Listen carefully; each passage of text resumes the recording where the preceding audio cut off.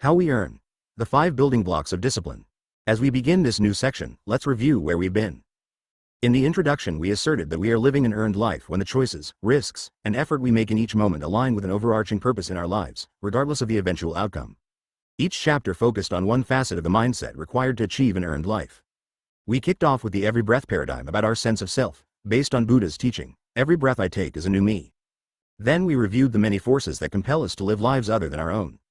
We countered those with a checklist of skills essential to an earned life: motivation, ability, understanding, confidence, support, and marketplace. Then a chapter on the value of reducing the major choices in our life from many options to one, followed by a chapter on aspiration, noting that there's a crucial difference between deciding what we want to be and who we want to become. In Chapter 6, we examined how we determine the level of risk we're willing to accept in our life. Finally, in Chapter 7, I urged you to choose a specialist when it's time to resolve the eternal specialist versus generalist dichotomy. On every page, the persistent unifying theme has been choosing how to refine our choices so that they serve rather than sabotage us. In Part 2, we will be focusing on the actions, rather than the mindset, required to live an earned life. It is a challenge that demands a new framework for how you execute your choices and get things done. The traditional paradigm for achieving any goal emphasizes discipline and willpower. If we want to succeed, we must A. Religiously follow our plan and B. Resist any distraction that tempts us off plan. Discipline supplies the power to say yes every day to doing the hard stuff. Willpower provides the determination to say no to the bad stuff. We admire, often to the point of amazement, anyone who displays these two virtues to accomplish something difficult or extraordinary. The sibling who loses 60 pounds and keeps them off. The neighbor who accomplishes her lifelong dream of fluency in Italian. The addict who kicks the habit. But in our own lives, we're not so admirable or worthy of other people's amazement. Of all the personal qualities we overestimate in ourselves, our intelligence, our discretion, our driving skill, our willingness to take criticism, our punctuality, our wit, to name a few, discipline and willpower probably rank first. We've got the failed diets and unused gym memberships and uncracked foreign language primers to prove it. I stopped overestimating my discipline in my early 30s, admitting this failing was a point of pride for me. Yet I did not extend this insight to the people I was training back then. Time and time again I continued to overestimate their discipline. I needed a client stumping me with an obvious question to open my eyes. In 1990 I was doing a series of values and leadership seminars at Northrop Corporation, the aerospace and defense company now known as Northrop Grumman. After one of the all-day sessions, Kent Kreisa, Northrop's plainspoken, newly minted CEO, who was just beginning the company's spectacular turnaround from near bankruptcy to most admired status, asked me, "Does this stuff actually work?" My first impulse, wholly self-justifying, was to say, "Of course." But no one had ever asked me this question before. "I think so," I said. "But I haven't done any research to prove it works. So, I guess I don't know. I'll find out." In my training classes, I instruct leaders to follow up regularly with their team to get feedback from their coworkers on how they're doing with what they learned in the classroom, assuming that they would comply with my instructions. Seeking feedback on our activity is a proven way of regulating and improving our performance in that activity. But I'd never followed up to see whether they actually took my instruction to heart. It's no mystery why I hadn't questioned the efficacy of my training program. I was afraid of the answer. Better to put my head in the sand and assume the best. After Kreisa's probing question, I changed my ways. Northrop's HR team and I polled the leaders who had participated in the training classes each month to see if they were following up on their learning with their coworkers. After several months, the numbers were encouraging. The more we checked in on the participants, the better they got at seeking feedback on their management skills from their coworkers. Our follow-up served as a steady reminder to the participants that they'd spent a day in a classroom with a workbook of strategies they were expected to digest and practice. Combined with the implicit message that management was paying attention, it prodded them to get better at seeking feedback and, as a result, at applying what they learned in class. A few months later I was ready to answer Kreisa's question. "Yes, people get better, but only with follow-up." "Young man," he said, "I just made your career." He was right. His question was yet another life-changing "you can be more" episode for me. From that moment, follow-up in all its incarnations became an essential component in my thinking and coaching. Until then, I had been relying on individual motivation and discipline to drive people to follow my instruction. I thought, I teach it, it's up to the students to learn it and use it. This was insanity, of course, contradicting centuries of evidence that human beings are very poor at any form of self-regulation. I had been cured by Kent Kreisa's basic question: does this stuff actually work? I learned that follow-up works in altering our behavior, but it was not effective on its own. It had to be combined with several other actions in order to instill the motivation, energy, and self-regulation that we have come to think of as discipline and willpower. This new template of actions offers a reinterpretation of discipline and willpower in our life. We tend to think of these two noble but overgeneralized attributes as the essential skills that deliver success. I suggest they are not. Rather, they are the evidence of our success, qualities we only recognize after the fact. In a gross oversimplification, we label them as discipline and willpower, or grit, resilience, perseverance, stick-to-itiveness, pluck, spine, tenacity, moral fiber, determination, and so on. Concepts so unique and precise should not have that many synonyms. The building blocks of discipline and willpower are much more concrete and comprehensible. Compliance, accountability, follow-up, measurement. These four actions are not surrogates for discipline and willpower. They're replacements sprinting onto the field as part of a new game plan. Each of the four actions is situational. Compliance resolves a different problem than accountability or follow-up or measurement. We call on one or the other at different moments in the earning process. Together they become your template for structuring your pursuit of any goal. You're probably already practicing them, albeit inconsistently. If you want to live an earned life, they work. Without them, you don't stand a chance. Here's why. 1. Compliance. Compliance reflects your adherence to an external policy or rule. You hear it most commonly applied in the context of medical treatment. Your doctor prescribes medication, and your only task is to take the medication on schedule. You're not being ordered to do anything extraordinary. Just follow the instructions and you'll get better. Yet an estimated 50% of all US patients either forget, abandon, or never take the medication. That's how tough compliance is. Even when our health, possibly our life, hangs in the balance, we don't comply with a surefire remedy. When I was 24, I mangled the middle finger of my right hand catching a hard pass in a basketball game. The top third of the finger dangled loosely from the rest of my hand like a broken tree limb. I researched the injury in the library, learning that I probably had baseball finger. The treatment was simple but tedious. I needed to wear a splint for 8 weeks, even in the shower, after which I had to wash and dry my finger on a flat surface to make sure I didn't re-stretch the tendon and undo the healing process. When I described my research findings to the UCLA clinic doctor, he said, "That's right. Baseball finger. Just follow the splinting procedure and see me in 12 weeks. You should be fine then." My compliance was total. I washed, dried, and re-splinted my finger with the devotion of a mother changing a newborn's diaper. On my return 8 weeks later, the doctor examined my finger and declared it healed. Then he added, "I am impressed that you actually followed through. Very few patients do this for 12 weeks. This was one of the more disappointing statements I'd heard from a doctor. He had diagnosed my problem and offered the correct therapy, but he'd made no effort to warn me that adhering to the steps would be difficult, or that he expected me to fail utterly. Compliance was up to me, and he had not been optimistic. It was as if he had sent me on a journey by car on a route that had no stop signs, no speed limits, and no warning signs announcing, steep hill ahead, or dangerous curve. It reminded me that Hippocrates famously exhorted physicians, first do no harm. But he also urged them to make the patient cooperate. Not only did my doctor expect me to fail at compliance, but he was failing to comply with Hippocrates' edict. Sadly, he remains the rule rather than the exception. Patient noncompliance remains a $100 billion a year cost item in American medicine. Raise your hand if your doctor has ever checked with the pharmacy to see if you actually picked up your prescription, or called you a week or two after your visit to make sure you were taking your medication. The doctor was right, of course. Compliance is easy to understand. If I comply, I get better, but hard to do. I have to do it every day. Humans are woefully bad at compliance. Whether we're flouting our doctor's recommendations, our teacher's summer reading lists or nightly homework assignments, our parents' requests to make our beds, or our editor's deadlines. I only wish he'd felt a little responsibility to warn his patients of that. Here's a simple truth. You can't count on the people issuing the orders to hold your hand to ensure compliance.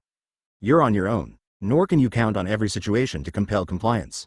I completed the splint therapy only because I was in pain and I didn't want a crippled hand for the rest of my life. Absent the pain and disfigured hand, I doubt I would have been so compliant. The baseball finger incident taught me this. We're more likely to comply with a recommended course of action when failure to do so results in extreme pain or punishment, either physical, financial, or emotional. Your health doesn't improve. Your injury doesn't heal. You lose your job. Your relationship founders. You suffer long-lasting regret for an opportunity squandered. When you're faced with one of those extreme situations that threaten you with existential pain or punishment, and you recognize the seriousness of the moment, compliance should not be a challenge. You have no other choice. For other situations, you might need a different tactic. 2. Accountability. Unlike compliance, which is our productive response to the expectations imposed on us by other people, accountability is our response to expectations we impose on ourselves. Our sense of accountability comes in two models, private or public. The to-do list is a common example of private accountability. We scribble our daily to-do items on a yellow pad or type them into our mobile phone, then cross them out as we go through our day. Each cross out is a small private victory. If we only get through half our list, we carry over the undone items to the next day. If some of them remain undone a week later, the frustration or shame is ours alone. No one else needs to know. I prefer public disclosure. When your intentions are out in the open, the stakes are automatically higher, people are watching, and so, hopefully, is your performance. The specter of a public setback, coupled with your private disappointment, is a powerful motivator. This is one reason I insist that my coaching clients fully advertise their plans to change their behavior to the people they work with. Disclosure makes the effort to change visible. Visibility elevates accountability. 3. Follow-up. Compliance and accountability are two sides of the same coin. They're both burdens that we bear alone as individuals, one imposed on us by others, the other self-imposed. Follow-up introduces the coercive force of the outside world to the mix. Suddenly, other people are checking up on us, taking an interest in our opinions and valuing our feedback. We are no longer acting as sole proprietors of our life. We have been conscripted into a group for the purpose of being observed and tested and judged. And that conscription alters us.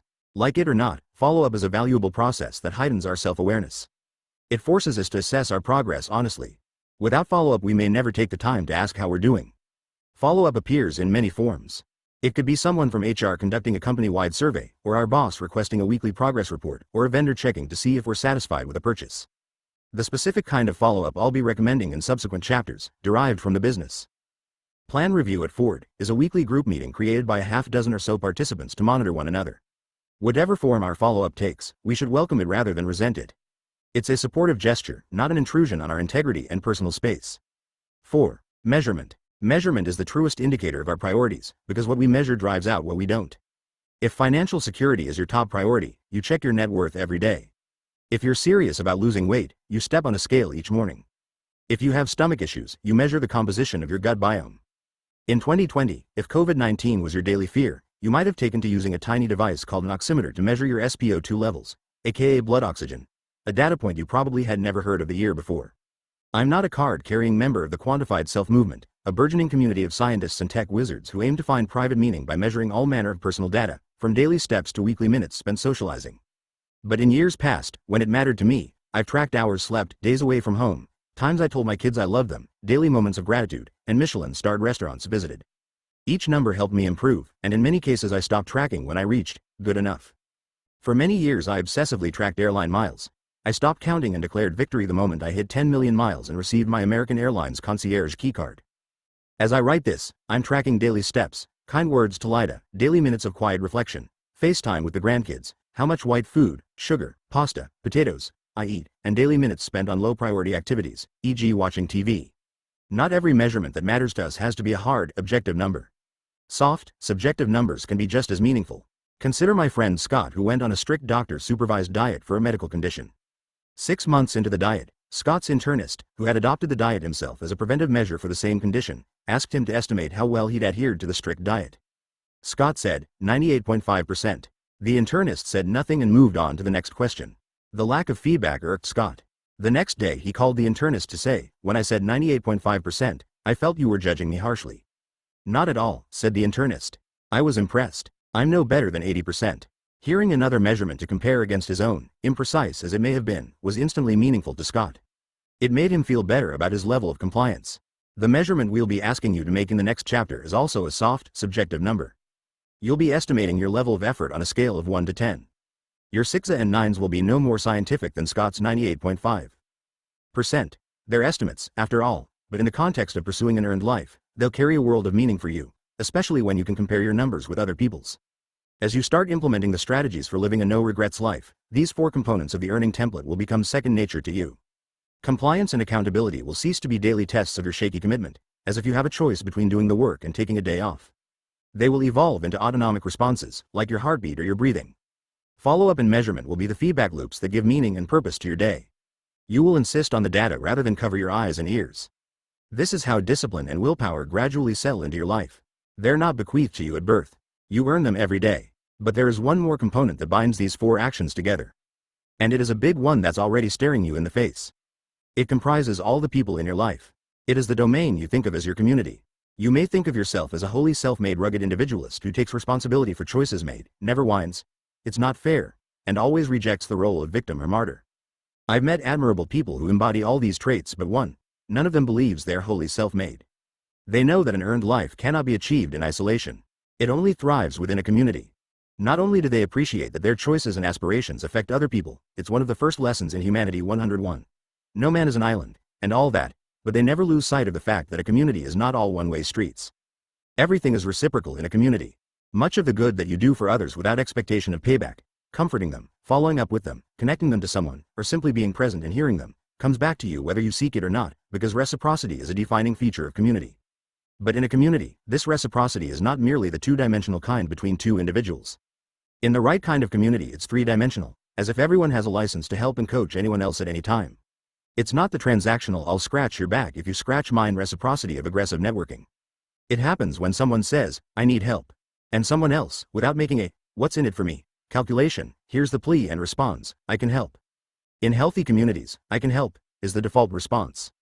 If you were to chart the crisscrossing lines of communication and generous acts among members of a healthy community, it would look as wild and random as a Jackson Pollock drip painting or a map of our nervous system. I did not fully appreciate this phenomenon until I was nearing 70 and woke up one morning to discover that, by accident, I had created a community of my own, my 100 Coaches Project, and that it was a force multiplier in helping people live an earned life. How I arrived at this new place is still a miracle to me, with an origin story worth telling. Oceanofpdf.com. Chapter 9. An origin story. You already know what to do to achieve an earned life. Decide what you want that life to look like, then work as hard as necessary to make your decision come true. No one but you can paint that vision. The influential people in your life, with their opinions and nudges, may offer the intellectual and emotional tools to help you choose a wise path. But in the end, the choice, whether rendered early on or after years of false starts, is yours alone to make. As for the hard work part, that's a challenge overcome by the application of structure. Structure is how we tame the unruly impulses that lure us away from achieving our goals. Structure is the most effective tool we have to repair and renew our lives, and unlike deciding what life path to take, structure can easily be adopted or inspired thanks to others. *1. If we can't provide the appropriate structure to ourselves, we seek out sources that can, whether it's a personal trainer to implement our fitness regime, a boss to set our job's agenda, or a book offering a plan to declutter our home. My business card could legitimately say structure consultant under my name. That's what I do. I peel away the outer skin of a behavioral problem to examine the infrastructure, then reframe the infrastructure to address the real problem. I gleefully confess that I do not suffer from not invented here syndrome. I'm a connoisseur of other people's ideas, and when I hear a workable idea created by someone else, I internalize it as my own. The value I add is taking the idea and folding it with other ideas into a structure that works for me and my clients. The Life Plan Review, or LPR for short, that we cover in Chapter 10 is such a structure. It's the book's major action point, a weekly check-in format for achieving meaningful change and leading an earned life. It's the end product of my attempt to add intelligible structure in one place to the 7 epiphanies I've embraced at various moments in my professional life that have shaped my thinking about helping people change for the better. It's a recent development. I couldn't have imagined it 5 or 10 years ago. I wasn't ready. To understand the Life Plan Review concept in the next chapter, it helps to be conversant with the epiphanies that have made such a profound impression on me, how they came to be combined, and why the sum of their parts matters. 1. Referent Group. Let's return to something we discussed in Chapter 2. In the mid-1970s, when Roosevelt Thomas Jr. introduced me to his idea of referent groups, I had a narrow appreciation of its significance, seeing it as a concept he devised to educate corporate America about the need for diversity in the workplace. Roosevelt believed that an organization was richer and stronger when it included a wide range of differences. The referent group concept was the structure he created to help people understand that if an individual identified with a particular referent group, his or her desire for approval from this group shaped his or her behavior and performance. People would do almost anything to be accepted by the tribe they identify with. Part of his structure for corporate America was a distinction between what he called preference and requirement. A person's preferences, how they dress, the music they like, the political views they hold, are not relevant if the same person meets or exceeds the requirements of the job. If leaders could accept that distinction, that a direct report's preferences don't have to correlate with the job's requirements, it would allow a lot of differences and eccentricities in the workplace. Leaders would be less aggrieved by superficialities, less obsessed with conformity, and their direct reports would feel more welcome. It was a brilliant insight, aimed at enlightening a leader's point of view about individuals on a team. I saw the concept from the viewpoint of how it helped executives become better leaders. I failed to appreciate the power of referent groups from the other side, namely, the viewpoint of the referent group members. I also wasn't very adept at applying the concept beyond the workplace, or, for that matter, in my own life. For decades I'd been frustrated by otherwise intelligent people whose social values and knowledge base didn't make sense to me. How could they believe things that, at least to me, were so ignorant and illogical? My confusion persisted well into my 60s. Then I recalled Roosevelt Thomas's main point. If you know a person's referent group, to whom or what they feel deeply connected, whom they want to impress, whose respect they crave, you can understand why they talk and think and behave the way they do. You don't have to agree with them, but you are less likely to dismiss them as brainwashed or uninformed. At the same time, you realize that your views may appear equally incomprehensible to them. It made me more tolerant, almost empathic. It also started me thinking about the utility of referent groups. Was there a structure into which I could fold Roosevelt's insight to help people change their behavior? Roosevelt Thomas was a giant onto whose shoulders I should have climbed much sooner. 2. Feedforward. Feedforward is a word I started using after a conversation with John Katzenbach when I began coaching CEOs. It was my counterpoint to feedback, the more common term for an exchange of workplace opinion. Whereas feedback comprises people's opinion of your past behavior, feedforward represents other people's ideas that you should be using in the future. Feedforward was the final structural element in a client's 12 to 18-month campaign of changing one agreed-upon behavior. After the client commits to the change, publicly announces the intention to change, apologizes for past poor behavior, and asks people to point out any backsliding, always thanking them for the help. The feedforward step was not complicated. After you pick the one behavior you intend to change, make your intention known in a one-on-one conversation with someone you know. Ask that person, it could be anyone, not necessarily a coworker, for 2 suggestions that might help you achieve your goal. Listen without judgment, then say, thank you. Do not promise to act upon every idea. Just accept it and promise to do what you can. Repeat these steps with your other stakeholders. Feedforward was an instant hit with the CEOs, unaccustomed as they were to receiving candid advice from their subordinates. It brought discussions about their behavior down to the intimate scale of 2 human beings talking. It worked because, while successful people don't necessarily enjoy criticism, they welcome ideas for the future. Plus, the CEOs didn't have to act on any of the suggestions. They were only required to listen, then say, thank you.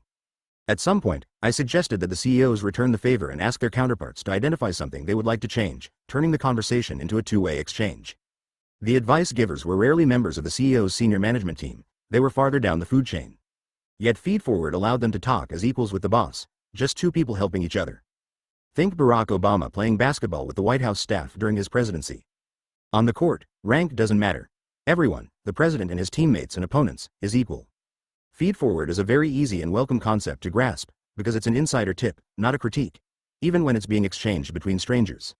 I was one of the speakers at a big event in Moscow, in an arena of 50,000 people, most listening to me in translation. I asked the crowd to stand up. Find a partner. Introduce yourself. Pick one thing to improve. Ask for feedforward. Say thank you. Ask your partner what he or she would like to improve, then offer feedforward.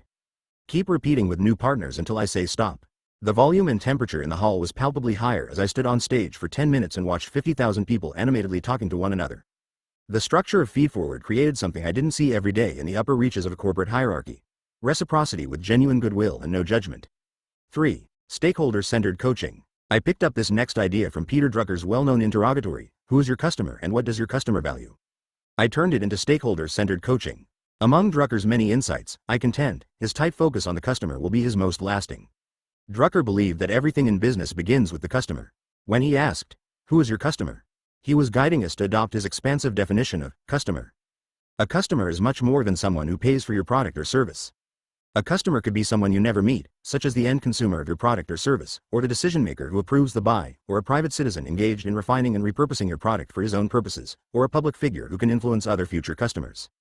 Drucker was making the point that, since so many situations in our lives are not so nakedly transactional as the you buy what I sell exchange between vendor and customer, especially when money isn't changing hands, identifying the customer in every circumstance can be a complex challenge. It's not necessarily who you think it is. This was an insight that hit me hard. It eventually struck me in my coaching practice that my clients also had to broaden their definition of who their customer was, and in the primary position, above all others, were all the people who worked for my client. After all, the leader's coworkers benefited personally and professionally if the leader improved his or her behavior. So I tweaked Drucker's customer into stakeholder to emphasize to clients that their employees had a personal investment or stake in their improvement. I wanted my CEO clients to think of themselves as servant leaders, always placing top priority on doing what their employees, that is, their stakeholders, valued before worrying about themselves. The structure I provided was stakeholder-centric, not leader-centric. It was transactional too, a win-win. Leaders earned their employees' respect. Employees earned their CEO's gratitude. *2. It was a fresh perspective that had value beyond the workplace. People in customer-facing enterprises do not survive if they're rude and thoughtless with customers. They display their best behavior to the customer, often better than they do with their coworkers and family. In my experience, when leaders become inured to stakeholder-centered thinking at work, that thoughtfulness eventually seeps into their personal life as well. They're nicer to the people they love, their stakeholders at home. Everyone in their life has become a customer. When that happens, you are creating an environment around you that is more forgiving, helpful, and kind. People will flock to such a place and stay there. 4. BPR. BPR stands for Business Plan Review. Recall former Ford CEO Alan Muley's way of structuring a weekly meeting in an organization. I've already discussed it in Chapter 4. Alan explained this brilliant leadership concept to me when we started working together, but I wasn't paying full attention. I thought it was a rigid schematic for running a meeting: fixed time and day, mandatory attendance, 5 minutes to report progress. Traffic light colors, red, yellow, green, to grade status updates. No judgment, no cynicism, and other rules. The kind of structure that would fascinate a superior engineer like Alan. He took the concept with him to Ford and made it the managerial centerpiece of his transformation of the failing automaker. On closer inspection, I saw that the BPR wasn't cold and bloodlessly technocratic. It was grounded in a piercing understanding of people, as if Alan had internalized Drucker's ideas about the customer, and employed the weekly BPR to treat his executive team not as his direct reports but rather as stakeholders in one another's success, with each executive representing additional groups of stakeholders, customers, suppliers, members of the community, etc. In doing so, it made everyone in the BPR accountable to both themselves and the group, meeting their dual need for internal validation and belonging to something greater than themselves. With the BPR, Alan the engineer had built an impregnable fortress that was adaptable to any enterprise and goal. If only I could figure out how to apply it to helping successful people achieve positive lasting change in their behavior. 5. The What's Next weekend. Around 2005 I started inviting a handful of clients to my home for 2-day What's Next sessions to help them figure out the next phase of their lives. I'd kept in touch with most of my clients long after our one-on-one work was finished, all the way up to the inescapable day when they had to groom a successor and consider moving on. My advice was always the same: better to stay a year too short than a minute too long. In other words, leave now, at the top. Never wait for the board to ask you to go. The candidates in line to succeed you won't resent you for it. Even after they departed, I continued to be involved in helping them decide what to do next. I already knew that successful leaders have many next step options: consulting, teaching, private equity, philanthropy, boards of directors, another CEO position, skiing in Aspen, but a full menu of options doesn't make choosing easier. When you can do anything and no longer need the paycheck, it's easy to stall in place, doing nothing. One client referred to it as third act trouble. The descent from the summit is always more dangerous than the climb. The more interesting revelation after a few installments of the What's Next weekend was how isolated many of the participants felt, and how eager they were to talk, especially the former CEOs. The top of the ladder is a lonely place. Few of them had peers to whom they could talk candidly. The What's Next weekends provided them with a venue to talk with people they respected about anything and everything, revealing that all of us have similar problems, and in the right environment, a small group session gathering people of varied backgrounds but similar situations, we are willing to open up and share them. These weekends became the highlight of each year. 6. Daily Questions. We are superior planners and inferior doers. Daily Questions is the tool I picked up a decade and a half ago to deal with my repeating pattern of well-meaning intention followed by unreliable execution. I explained it in detail in Triggers, including a list of the 22 questions that test my daily resolve to match execution with intention, doing with planning. The key. Each question begins with, did I do my best to, followed by a specific goal such as, set clear goals, and, exercise, and, not waste energy on what you cannot change? At day's end I score each question from a low of 1 to a high of 10, based on how well I tried. The process measures effort, not results. We can't always control the outcome, but all of us can try. Because I need help sticking to the plan, some years ago I hired a coach to call me each evening for my scores. It's the best enforcement routine I've come across for earning a desired outcome.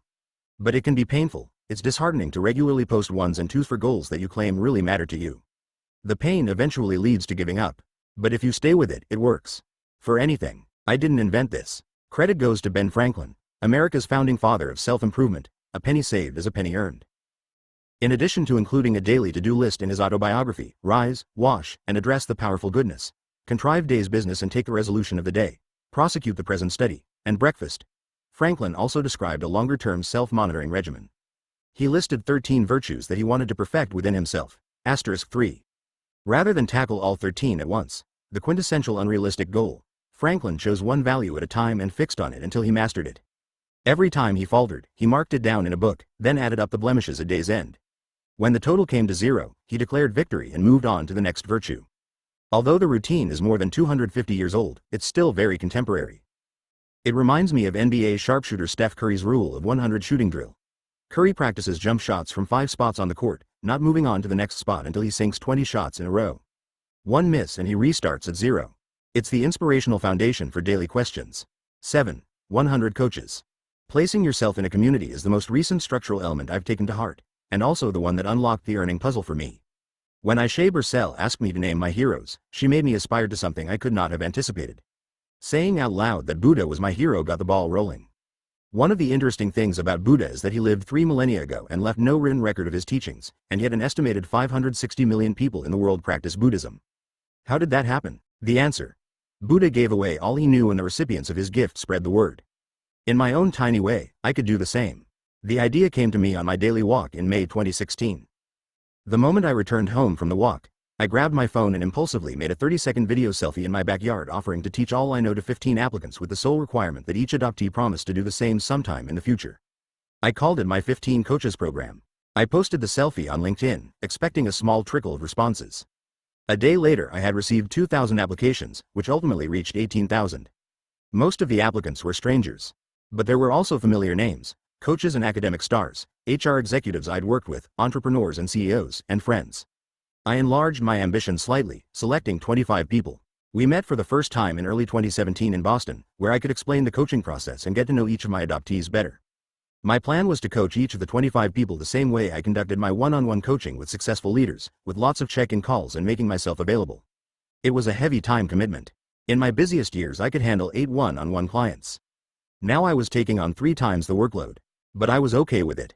In my mind, this was a legacy project in which I regarded my adoptees as 25 individual assignments rather than a collective group. If the enterprise was a wheel, I was the hub, they were the spokes. The one thing they had in common was me. Remarkably, my enthusiasm for anything soars when I am the center of attention. I didn't anticipate that they might have a better idea.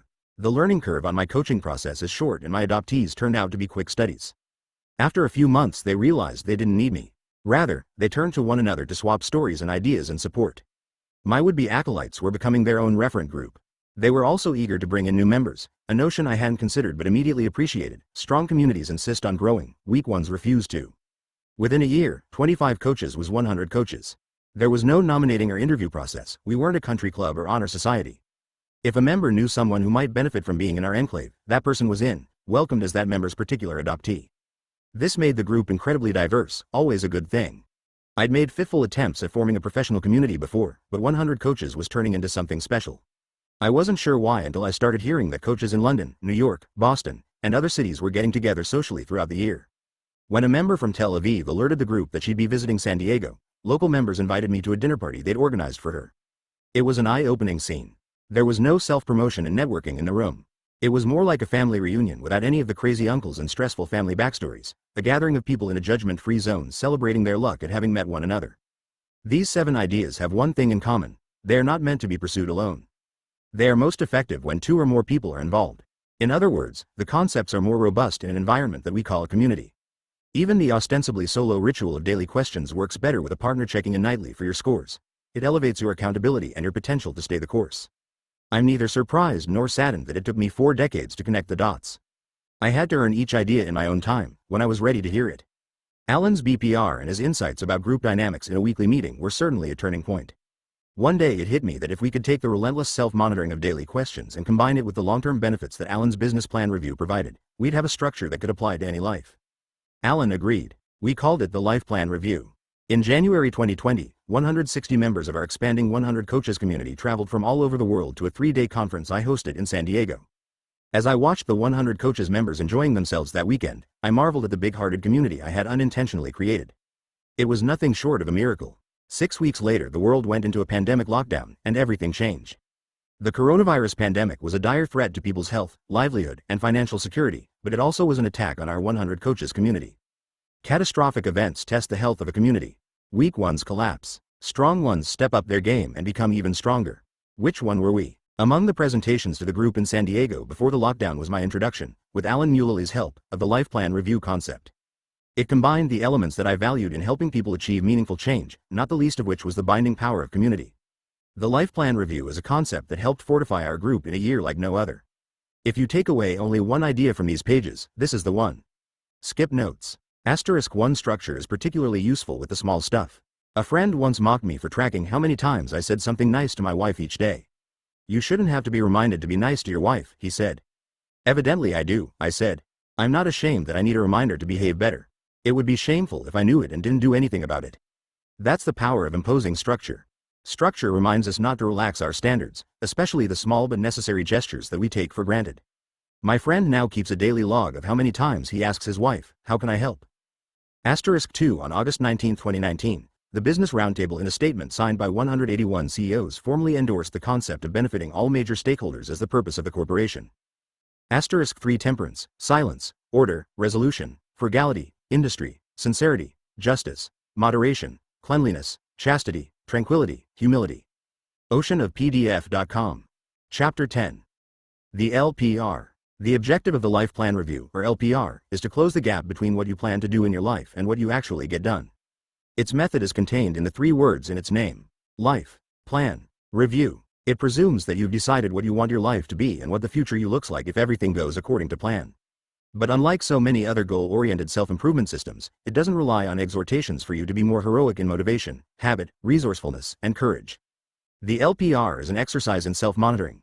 You are asked to conduct a weekly review of your effort to earn the life you claim to desire.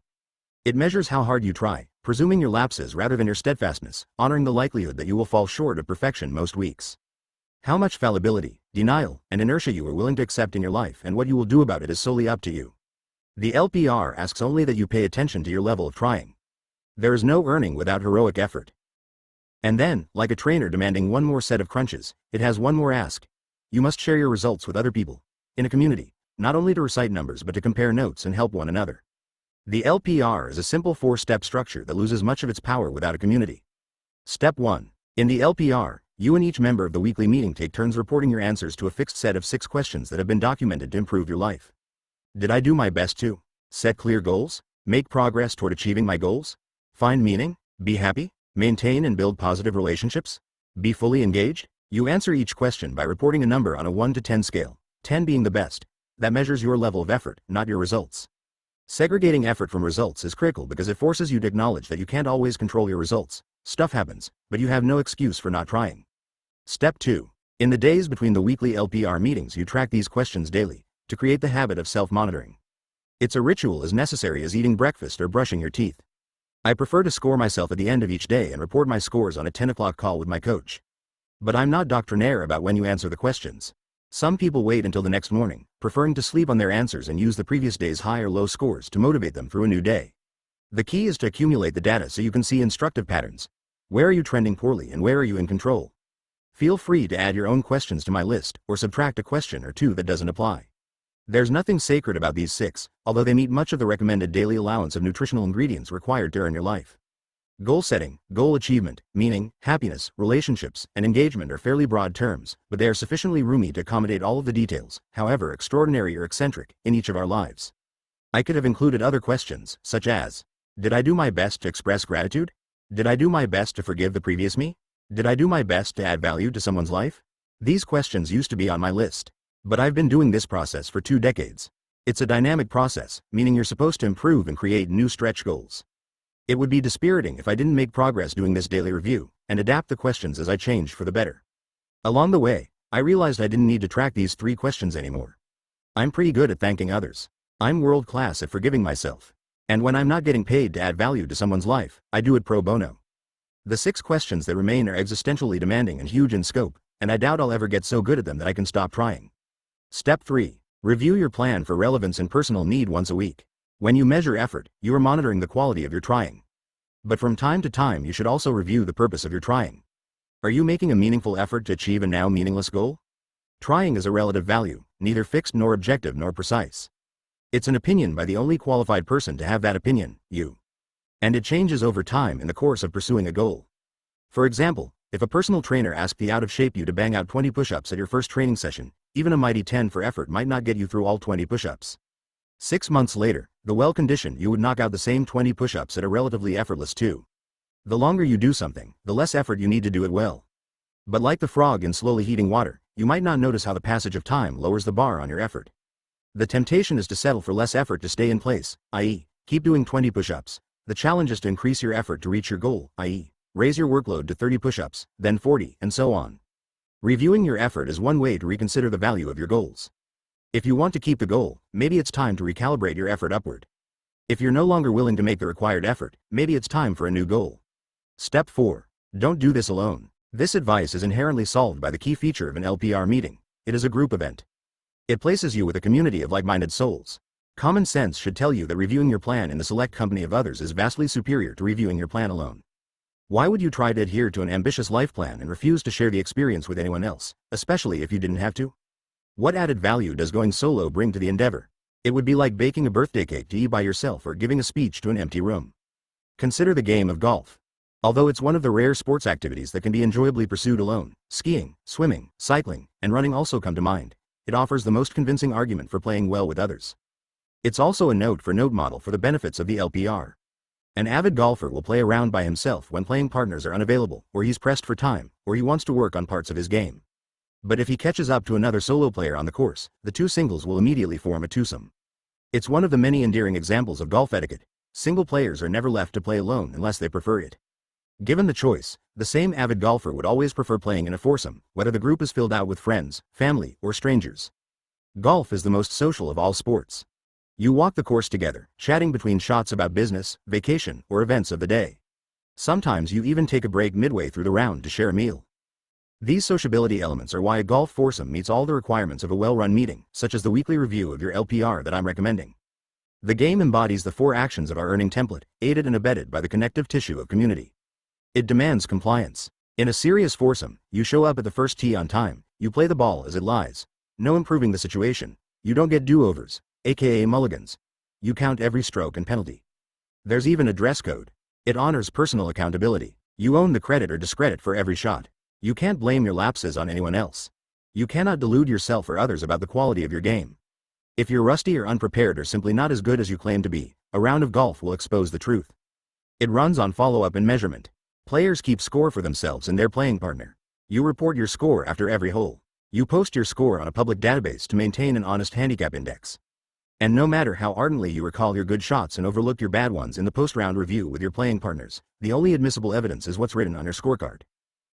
The game does not tolerate alternative facts. Most important, the game embodies what I value in a community. There are rules for behavior. Judgment and cynicism are not tolerated. You applaud a player's well-executed shot, say nothing unkind about a poor one. You help search for another player's lost ball. It's also a community whose members are committed to getting better and sharing their ideas with others. That's not an insignificant distinction.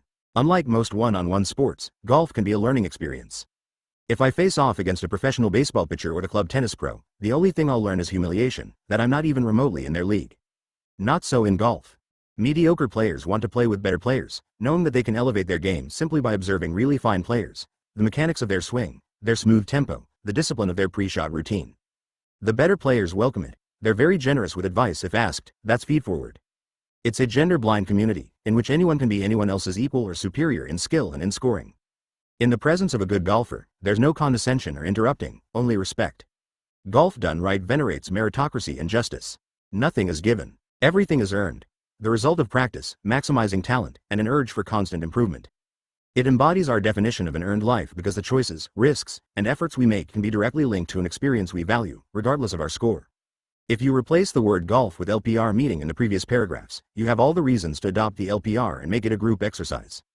Do not be deterred because forming an LPR group seems daunting to you, a logistical headache, too much trouble, more risk than reward. Trust me, it's not.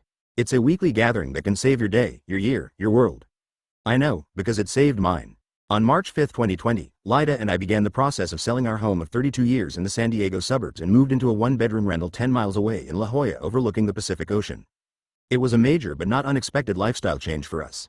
The immediate plan was to look for a home in Nashville so we could see our 5-year-old twin grandkids grow up. We figured we'd camp out in our new one-bedroom rental for a few weeks as we made trips to Nashville, found a place near our daughter Kelly and her children, filled the new home with the furniture we'd placed in storage, and settled down to enjoy our grandparenting years. Professionally, the move wasn't a disruption, just a change of venue. I was still booked out 2 years into the future with classes and speaking dates, the majority of them overseas. I was more committed than ever to the 100 Coaches community. I had a book to write. 6 days later all our plans went poof. Like many Americans, I can pinpoint the moment. Wednesday evening, March 11th, when I heard that the NBA had suspended the remainder of its 2020 season, including the playoffs and finals, because of the emerging coronavirus pandemic. For some reason, the sudden disappearance of a major professional sport from the national calendar was the tipping point when American leaders and citizens realized, this is serious. A week later, California was in lockdown, air travel ceased, my speaking dates were cancelled, and I stared out the window at the Pacific Ocean. Lyda and I would be okay. She lives in the present even more comfortably than I do. We didn't look back and kick ourselves for vacating our much larger home a week too soon. Life was still good, plus we had an ocean view. I was more concerned about the 100 Coaches community.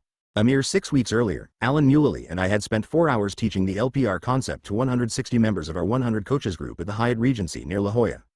The first COVID-19 case in California would be confirmed a few days later. But we were oblivious. The future was wide open.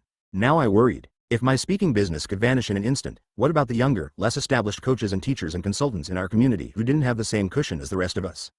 They must be in agony. The academics and C-suite executives in 100 coaches could fend for themselves. But what about the group's many entrepreneurs, like the restaurateur David Chang, my coaching client and dear friend, whose Momofuku empire would surely be imperiled by a viral pandemic? If we were bees, I thought, we would be in the early but rapidly worsening stage of colony collapse. I felt as if Buddha was testing me, saying, okay, dude. You wanted a legacy project? This is your family now. You're going to have to earn your legacy every day by protecting it. For the first time in my adult life, I had time on my hands, no flight to catch, no meeting to attend, no crowded days on my schedule. Lyda and I were locked down, trying to stay safe. All I had was a sense of responsibility to 100 coaches and a renewed sense of purpose to protect it. So I opened up a Zoom account, commandeered a corner of the tiny apartment as my studio, and announced that I would be hosting a loosely structured seminar every Monday at 10 o'clock EST. Everyone was invited. I'd open with a 20-minute talk on a single subject. Then members would break out into groups of 3 or 4 to discuss a question or two I posed to them before returning to the entire group to report what they learned. The number of people on the call started growing from 35 at the start to more than 100 on occasion. It was a very diverse international group, from every continent except Antarctica. Note to self. Need to work on South Pole membership drive. Many were calling in from middle-of-the-night time zones. Some weeks opened with our version of a CNN breaking news report, for example, Omran Matar, the lawyer-turned-Eastern Bloc consultant from Belarus, updating us in real time on the revolution happening in the streets of Minsk just outside his window. There was value simply in seeing faces and hearing voices from a global community. Eventually I learned that Zoom has a chat feature and that while I was sermonizing, a lot of people were messaging one another, like high schoolers passing notes in class, setting up calls among themselves later on. I thought I was protecting the community, but the real work was being done by the members at a more granular level. They were saving one another. By June 2020, it was clear that the pandemic wasn't fading and that Lyda and I wouldn't be moving to Nashville for a year or longer. With everyone stuck at home, the 100 Coaches community offered the perfect opportunity to beta test the LPR, which we'd introduced to them 5 months earlier just before the lockdown, in a group setting. I conscripted 50 members to commit to answering the 6 basic LPR questions and reporting their scores on a Zoom call every Saturday or Sunday morning for 10 weeks. I repeated my standard warning about effort-based self-monitoring. It's easy to understand. Very hard to stick with. When successful people are challenged to grade themselves on effort and then must face their inadequacy in the simple act of trying to achieve a goal they chose, they often give up after 2 or 3 weeks. Mostly, though, they feel shame that they failed a test they had written. I expected 10 quitters in our 50-person group, a 20% dropout rate. My coaching partner Mark Thompson and I hosted 6 one-hour back-to-back calls for 8 people each weekend that summer. Attendance was a soft mandatory, but that turned out to be a non-issue. No one skipped out, not once. Members of the group could choose a 9 a.m., 10:30 a.m., or noon time slot on either Saturday or Sunday. Some stuck to the same slot, others switched around, which added a non-scientific wrinkle to my informal study. People weren't accountable to the same group of people each week. On the other hand, there was surely some heightened enthusiasm for the process because people didn't know who they'd be seeing on the call each week. My job was to ensure that everyone got to meet every other individual at least once. 10 weeks is not long enough to establish lasting positive change in complex targets like engagement and finding meaning and repairing relationships. That's too big an ask in such a short time, nor is it congruent with the LPR's purpose. It's supposed to last a lifetime. But 10 weeks is long enough to provide some strong indicators of its value. Everyone charted their weekly scores, so progress or regression was easy to gauge. Over 10 weeks, the members' effort scores increased steadily. By the 10th week, people who had started out below 5 for effort were regularly placing themselves in the 8 to 10 range. My takeaway is that if you can get through the early weeks without giving up, some level of success is inevitable. Reviewing the scores each week in public adds accountability, to the group and to yourself. When you see you're making steady gains, you're less likely to accept regression to the lower depths again. This is the primary benefit of the LPR. In a matter of weeks you'll notice how brutally it forces you to confront the tough question, what did I actually do this week to make progress on my goals? Given our tendencies for superior planning but inferior doing, this is a question we prefer to avoid. The LPR removes that option. This is why participants' scores start improving so quickly. The alternative, reporting poor scores for trying week after week, is too painful to deal with. We made the LPR's structure as simple as possible, because simple self-monitoring structures are easier to follow and are therefore less likely to be abandoned midstream. You rate your effort on 6 or more goals of your choosing every day, then report your scoring average on each question in a weekly group setting. How hard can that be? Pre-2020 I would have said that the sociability requirement, that people who don't work together have to meet in person at the same time every week, represented the most challenging feature of the LPR. How do you get busy people to show up each week? But the COVID pandemic and the saving graces of video conferencing apps such as Zoom have taken care of that problem. We've all grown accustomed to seeing one another's faces on screens rather than in person. Still, as any successful leader knows, the fate of any team begins and ends with personnel selection. How do you cast the characters in your LPR group for maximum appeal so that members want to come back each week? Zoom alone doesn't solve that eternal riddle. You need a strategy to create a group that shows up each week and loves it. Aim for maximum diversity. This was my big takeaway from the success of my annual What's Next sessions.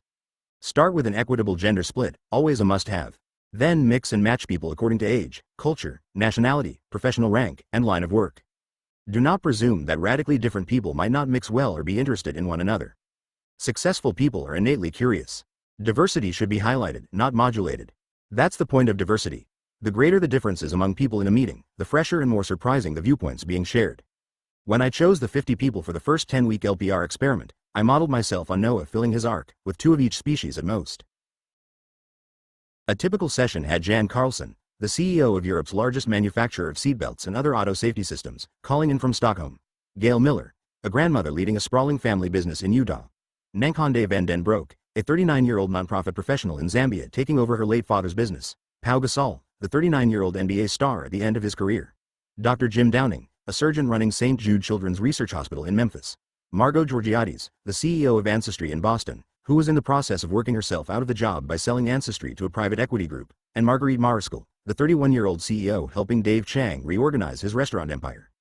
You might not seat these 7 people at the same wedding table, but in a weekly group meeting where everyone shared the same self-improvement objectives, the chemistry was palpable. Diversity does that. Group size is more a function of bringing in the right people and leaving out the wrong people. If you have any doubt that a possible choice will add value to the group, don't ignore your concerns simply to fill out the group to achieve your idea of a proper headcount. Better to leave out a candidate than to allow him or her to kill the group's vibe. I'd recommend a group of no fewer than 5 people, no more than 8. And don't let the meeting run longer than 90 minutes. The LPR is not therapy. It's a gathering of successful people with shared goals for the future, not a gripe session for unsuccessful people with problems. And by successful, I don't mean people measured solely by their impressive status, power, and paycheck. You're looking for people of any and every stripe who share the same optimism about getting better. They are not victims or martyrs. Do that and you'll always have a room full of equals where no one is too intimidated to speak up or too self-satisfied to listen. Someone has to lead the group. If the LPR group was your idea, then you're responsible for running the meeting, preferably with a light touch rather than a heavy fist. Otherwise, your LPR can become, as a fellow coach put it, overstructured and under-facilitated. In the same way that Alan Mulally was always the facilitator of his BPR meetings at Boeing and Ford. Because it was his idea, Mark Thompson and I were the facilitators in our LPRs. It's more an administrative task, calling on people, moving things along, enforcing the no judgment rule, maintaining the safe space environment, than a coaching role. Until the group learns to be self-governing, assume that everyone is looking to you to keep the train running on time. Along the way, you'll also notice other benefits to the LPR. 1. You can apply it to any goal. When Alan Mulally and his wife, Nikki, were raising their 5 children in Seattle, he adapted the business plan review he was using with his team at Boeing into a family plan review at home. On Sunday mornings, he and Nikki and the 5 kids would show up with their calendars and review what each needed to do and the support they required to get through the week. It was how Alan balanced the 5 areas in his life, professional, personal, family, spiritual, and recreational, that mattered to him. He'd review his calendar daily, always checking to make sure he was doing what he wanted to do and making a positive difference in one of those 5 areas. If he saw things getting out of balance, he'd make a mid-course correction and change his calendar. It was also how the family never lost touch with one another. The LPR need not be restricted only to achieving an earned life in the grandest sense. You can apply it to any way station on the road to the earned life, to any goal, big or small. For example, let's say you decide you want to do something about the environment instead of talking about it all the time. What's stopping you from finding a half dozen environmentally like-minded people, establishing personal goals, and reviewing them each week in a group setting? You're adapting the LPR process into an EPR, your very own environmental plan review. The objective may be narrower and more focused, but the challenge is no less severe. Each week you and the other members have to square off against the bare-knuckled question, what did I do this week to help save the planet? In effect, you're determining if you've earned the week or lost it. The application of the LPR process to any professional or personal challenge is limited only by your imagination and your resourcefulness in recruiting people to join you. 2. The safe space also keeps us safe from ourselves. Participants instantly welcome and comply with the no cynicism, no judgment atmosphere of an LPR meeting, with one exception, when they talk about themselves. Somehow group members think they're exempt from the LPR's safe space rules if their negativity is not directed at others. Of the 60 sessions I led in our first LPR season, I can recall one in which I didn't have to interrupt one or two participants in the middle of a harsh self-indicting judgment of their past behavior. Usually it's a casual confession about a supposed deficiency I'm not good at. I'd urgently wave my arms, saying, "Stop, stop, stop." Then I'd make them raise their hand, say their name, and repeat after me. Although I've been bad at X in the past, that was a previous me. I do not have an incurable genetic defect that prevents me from changing for the better. They usually get the message the first time they're busted. A safe space is for everyone, including the people we have been. 3. Measuring effort pushes you to define what matters. When Gary Ridge, the longtime CEO of WD-40, yes, the blue and yellow can with the red top that's in everyone's home, reported his weekly scores in our LPR group, he always stalled on, "Did I do my best to find meaning?" For 6 consecutive weeks, he'd write down a neutral 5, explaining that he was struggling to define his criteria for meaning. It's important to know this fact about Gary. He went back to school and earned a master's degree in leadership after he became CEO of WD-40, which is like an actor enrolling in acting classes after winning an Academy Award. He is a seeker who takes the practice of management seriously, and he's constantly learning. The LPR played directly into this side of Gary Ridge. He was determined to nail down his definition of finding meaning. After 6 weeks of hearing group members describe their criteria for meaning and scratching to find his own definition, Gary showed up with the answer on week 7. "I find meaning," he said, "when the result of what I'm doing matters to me and helps others." Perhaps not an earth-shattering insight to you, but it was to Gary. This wasn't an isolated incident. When Teresa Park, a New York literary agent turned film producer, told the group that happiness to her wasn't necessarily a feeling of giddiness, I could see everyone nodding, treating it as an epiphany that immediately redefined happiness for them. Likewise, when Nankonde van den Broek, calling from Zambia, talked about her primary goal as a new leader of an organization. "I want to observe the tornado without contributing to it," she said. The managers in the group applauded that insight, as if they could put it to immediate use. This is what happens in the LPR. Insights and clarity sneak up on you, because A, every day you have to measure your effort on dealing with meaningful issues, and B, at week's end you're exposed to smart people discussing those issues. All you have to do is show up and catch the nuggets as they fall from everyone's lips. 4. Make the rigid structure work for you. The rules of an LPR are few, but they are strict: show up every week, be nice, report your scores. But even with the most rigid structures, you can always find room to improvise within the lines. After a few weeks of sessions, I introduced 2 questions for each participant to wrap up the meeting. What did you learn this week, and what are you proud of this week? I wasn't trying to provoke anyone, I was just curious. It became a permanent feature of our sessions. Another time, when I saw a new member visibly in emotional pain, 2020 was a rough year for many people, I called an audible. I asked each member to give the newbie one piece of advice that would help him feed forward. The session went 30 minutes longer than usual, but I believe he was profoundly touched by everyone's concern and generosity. The following week, he was a changed man. The most valuable feature of the LPR is that people are there to help one another. If you spot an opportunity during the meeting to make someone's life a little better, seize it. Improvise. Fool around with the format. Call your audible, and let me know about it. You'll be helping me too. 5. What happens after the LPR can be more meaningful than what happens during the LPR. I learned this from my Monday Zoom groups when I discovered that so many members were connecting afterward and helping one another. I saw this phenomenon repeated with the LPRs. It shouldn't have surprised me, given the confessional nature of the comments in an LPR. After all, people are being asked to talk about their goals and happiness and relationships. They're not giving a progress report on unit sales of moisturizer in the Dallas-Fort Worth Metroplex. Emotional honesty invites reciprocal honesty. It motivates people to help one another. And so they connect. One of the side pleasures of introducing the LPR to people is how smoothly it incorporates the 7 epiphanic concepts that have shaped my coaching career. People who stick with the LPR week after week are essentially their own referent group, holding the same beliefs about getting better and benefiting one another. They make maximum use of feedforward, i.e., both asking for it and offering it without judgment, only with gratitude. It's stakeholder-centered in that the governing mindset of the sessions is that everyone is a stakeholder in everyone else's progress. In structure, a reporting session of progress or regression, meeting cadence, weekly, and attitude, we're gathered to learn and help. It's a spin-off of my friend Alan Muley's business plan review. In the diversity of its members and their naked honesty with one another, it's a copy of my annual What's Next sessions with clients. It uses my daily questions self-monitoring process. Finally, it harnesses the power of community that I came to appreciate with the formation of our 100 Coaches community. After season 1 of our LPR experiment ended, the week before Labor Day, I started getting calls and texts from members wondering when I was starting season 2. They missed the weekly get-togethers, which is not something I hear that often. Busy people rarely complain that they don't go to enough meetings. And yet here they were, suffering LPR withdrawal. I regarded it as proof of concept. It told me that the LPR is a structure that addresses something beyond a mere goal such as getting better at X or, for that matter, being a better person or boss or partner. It could address our most basic aspirations and help us find fulfillment, and do it on a continuing basis, as if the process of trying to live an earned life was a virtue worthy of becoming their new habit. The pleas for a season 2 were evidence that the LPR was working better than I imagined. It not only gave people more agency over their progress in life, a heightened sense that it was being earned rather than handed to them, but they were coming back for more. They did not want to leave a community where everyone else was aspiring just like them.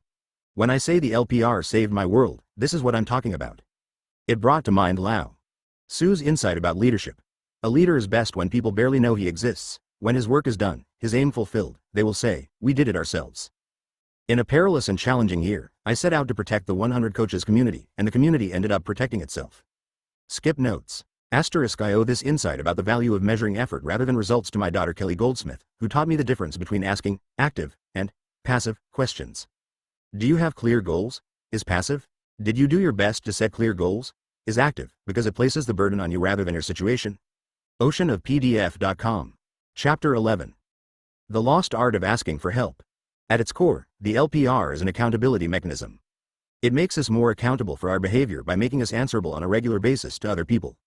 It reminds us to measure what's important in our lives and, as a result, attacks one of our most persistent human frailties: our failure each day to actually do what we claim we want to do. That benefit alone makes the LPR a valuable aid for achieving an earned life. The more capable we are at bridging the gap between our actions, ambitions, and aspirations, the more our progress feels validated and, therefore, earned. Among Peter Drucker's many uncanny management predictions is this: the leader of the past knew how to tell. The leader of the future will know how to ask. I quickly realized the LPR offered a less obvious but equally valuable benefit to us. Simply by choosing to participate in the LPR process, we are overcoming one of the biggest obstacles to living an earned life. We are asking for help. The myth of the self-made individual is one of the more sacred fictions of modern life. It endures because it promises us a just and happy reward that is equal to our persistence, resourcefulness, and hard work. Like most irresistible promises, it deserves our skepticism. It's not impossible to achieve success on your own to the point where it could be accurately described as self-made. The more salient question is, why would you want to when you could surely achieve a better result by enlisting people's help along the way? An earned life is not more earned, or glorious or gratifying, or even more likely, because you tried to achieve it all by yourself. Too many of us try to go it alone. Our near-clinical reluctance to ask for help is not a genetic defect, like color blindness or tone deafness. It is an acquired defect, a behavioral failing we are conditioned to accept from an early age. I didn't learn how companies slyly discourage asking for help in my organizational psychology classes in grad school. I had to learn it on the job. In 1979, I was working at IBM headquarters in Armonk, New York, at a time when IBM was the most admired company in the world, the gold standard in management. IBM had a problem. Its managers were not perceived internally as doing a good job coaching their direct reports. I was called in to review IBM's program in which they trained managers to be good coaches. Over the years, they had spent millions of dollars on the program, with negligible improvement to show for it. Managers were still bad at coaching their direct reports. I was invited to Armonk for a first-hand look to figure out what went wrong and why. When I interviewed employees, a typical interview went like this. I asked the direct reports. Q. Does your manager do a good job providing coaching? A. No. I asked the managers. Q. Do your direct reports ever ask you for coaching? A. No, never. Back to the direct reports. Q. Do you ask your manager for coaching? A. No. Curious about IBM's performance appraisal system, I analyzed the employees' year-end reviews and discovered this is how IBM defined a top performer. Performs effectively with no need for coaching. Basically, IBM had created a vicious cycle whereby if the manager offered coaching, the employee was incentivized to respond, "No, thank you, boss. I perform effectively with no need for coaching." You can't make this up. I'd like to say IBM's dilemma was unique. But it wasn't. They were merely the platinum-plated example of companies making the same mistake. It started at the top rungs of IBM management, few of whom would debase themselves by admitting they needed help. To ask for help was deemed a sign of weakness. You asked for help when A. You didn't know something, B. You couldn't do something, or C. You lacked resources. In other, more pejorative words, you asked for help because of your ignorance, incompetence, or neediness. None of these is a good look. Since people in any organization tended to model their behavior on their bosses, the CEO's attitude about seeking help swiftly flowed down the hierarchy and settled in place for everyone to emulate. Sure, corporations actively hired trainers to teach classes on generalized topics that we had learned in business school: teamwork, situational leadership, decentralization, total quality, Six Sigma, excellence, and the rest. But these were more like the continuing education courses that doctors and CPAs were required to take to maintain their professional accreditation. As for one-on-one coaching between managers and staff, which begins when an individual reveals his or her vulnerability and says, "I need help," it was barely on anyone's radar in the corporate environment. Something that resembled coaching took place in highly technical fields, medicine, the performing arts, craft trades like carpentry and plumbing, in which skills were passed on in a traditional master and apprentice relationship. But this wasn't coaching, it was just a more intimate, hands-on form of teaching. It was a finite process by which eventually the apprentice learns enough to graduate into expertise. Coaching, on the other hand, is an ongoing process, as open-ended as our desire to continue improving. The difference between teaching and coaching is the difference between, I want to learn, and, I need help to get better and better. I didn't fully appreciate this distinction during my time in Armonk. As with most consequential advances in my career, clarity began a few months later with someone else's suggestion, in this case, a phone call from the CEO of a major pharmaceutical company. I had just given a leadership clinic to the human resources department at the CEO's company. He attended the session and must have heard something that struck a nerve. He had an unusual request. He said, "I've got this guy running a big division who delivers his numbers every quarter. He's a young, smart, ethical, motivated, creative, charismatic, arrogant, stubborn, know-it-all jerk. Our company is built on team values and no one thinks he's a team player. It would be worth a fortune to us if we could turn this guy around. Otherwise, he's out of here." I had never worked one-on-one with an executive before. The field of executive coaching as we know it today did not exist, and certainly not with someone who was one click away from the CEO's chair at a multi-billion-dollar company. From the CEO's terse description, I had met this fellow many times already. He was the kind of guy who had triumphed at every rung of the achievement ladder. He liked to win, whether it was at work or playing darts or arguing with a stranger. He'd had high potential stamped on his forehead since day one in the workplace. Would someone whose entire life was an affirmation of always being right accept my help? I had taught plenty of mid-level managers in groups before. These were people on the verge of success but not quite there yet. Could my methods work on a more elite flight of executive material on a one-on-one basis? Could I take someone who was demonstrably successful and make him or her more successful? I told the CEO, I might be able to help. The CEO sighed. I doubt it. Tell you what, I said. I'll work with him for a year. If he gets better, pay me. If not, it's all free. The next day I caught a return flight to New York City to meet the CEO and my first one-on-one coaching client. I had a big advantage with that first client. He had no choice but to commit to being coached. If he didn't, he'd be out of a job.